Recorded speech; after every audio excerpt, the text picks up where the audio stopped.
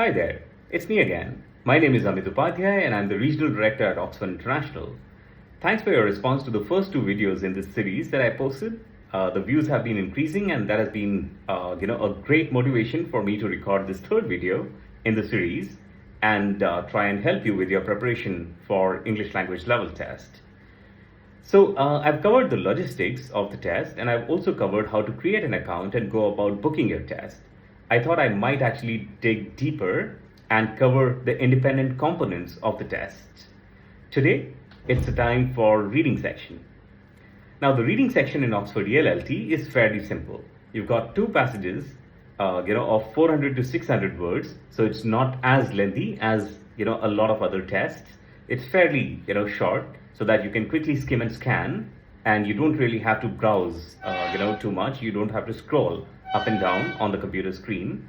And you've got 16 questions to attempt on each of the passages. Now the 16 questions, and the passage itself, they are independent of each other. So what that means is that the first passage and 16 questions are one set, and the second passage and the 16 questions based on the second passage are a second set, completely different from the first one. So what that means is that if you don't attempt, if you end up not doing so well in the first passage, you still have a fair enough chance to do really well in the second one because it is independent of each other. Now, 400 to 600 words, 16 questions, and you've got two passages, so a total of 32 questions, and you've got 40 minutes to complete this section. Now, within that 40 minutes, you can divide your time as per your capabilities, or, if the passage seems simpler and you're able to answer the questions faster, you can move to the second passage once you have completed the first one. So within that 40 minutes, you can divide the time that you spend on each of the passages.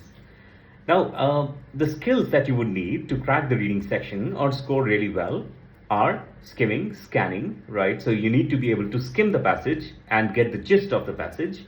Then you need to scan the passage for specific information.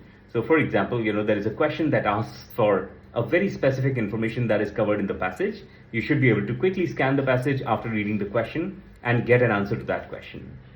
Once you have completed both the sections, both the passages and all 32 questions within the 40 minutes of allocated time, you can submit your reading section and move on to the next section.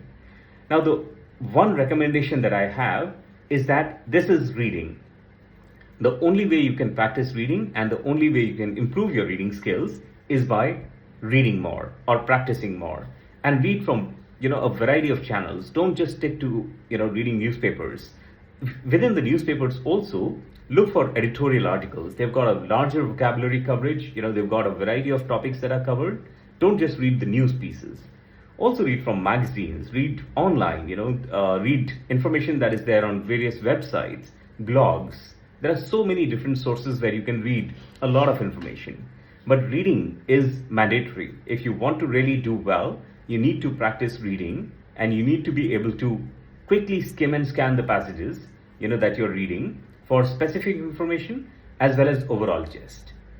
I hope this is useful. Thank you and all the best with your preparation.